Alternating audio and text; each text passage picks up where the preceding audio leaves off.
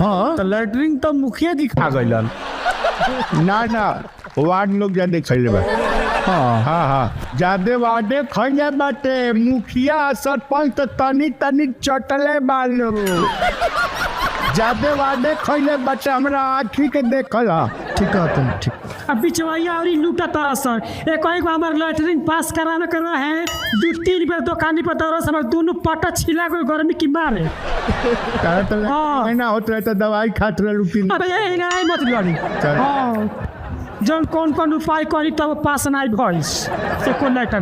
कौन वार्ड हो बाबा बताई ना, 2 हथौड़ी मार के गिरा देता नहीं। बस जज साहब पहले इसकी सुनवाई की जाए, क्योंकि इनके ऊपर बहुत लंबी धारा लगी हुई है। झाड़ा लगा है। अरे इसको यहाँ क्या खड़ा रखे है महाराज?